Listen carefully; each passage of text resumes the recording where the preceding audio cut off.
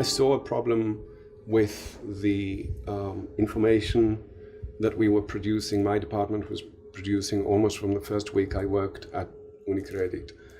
Obviously, I was very worried about it. We're talking about billions.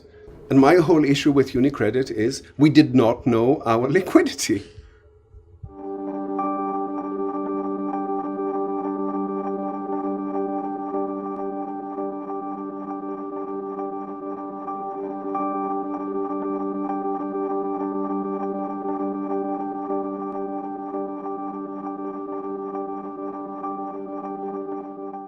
The public in different countries might have not realized that there was a crisis until 2008, 2009, 2010.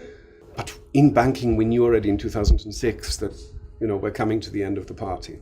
My reports were signed off not only by my boss, but the other managers in the bank. And my CEO kept saying, no, you're new here. I've been here a long time. I used to be the head of trading and the head of treasury in this bank many years ago before I went back to Italy. And he said, it's okay. And I said, how do you know that it's okay? We're talking about a 30 billion bank. Are you running the balance sheet on a beer coaster?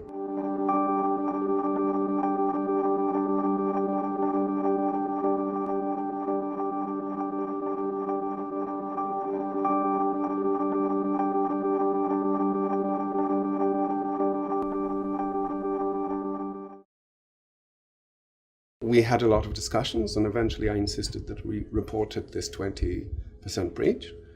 And at the same time, I engaged a London-based IT company that specialized in this calculation to come and do the calculations for us. That was pretty much the moment of no return when they rang me at home one evening and said, Jonathan, you told the regulator that you're at 120, but you're actually at 140.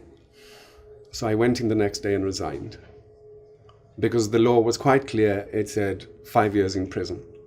Effectively, I was put in a position where I, an employee of the bank, was forced to behave criminally. Now, no employer on the planet should be allowed to force an employee to conduct a crime.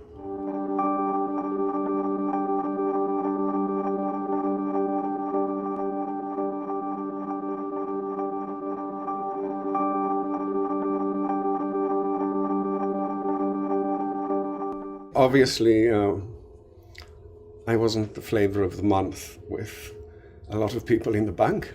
In terms of retaliation, yes, things got very bad. I found it effectively impossible to find another job. When I started dealing with lawyers, with journalists, the bank started threatening me, either directly or through the bank's own lawyers.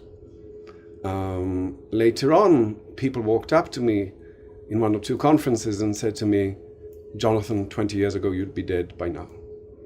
I've been in hospital on more than one occasion, suffering from depression, from anxiety.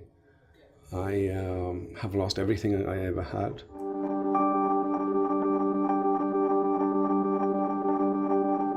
So at least I get to hold my head up high and say, I walked away I did not take part in that. I've often been asked, in hindsight, would I do what I did 9 years ago at UniCredit? And my answer is categorically yes. Undoubtedly, I would do the same again. Because I get to sleep at night.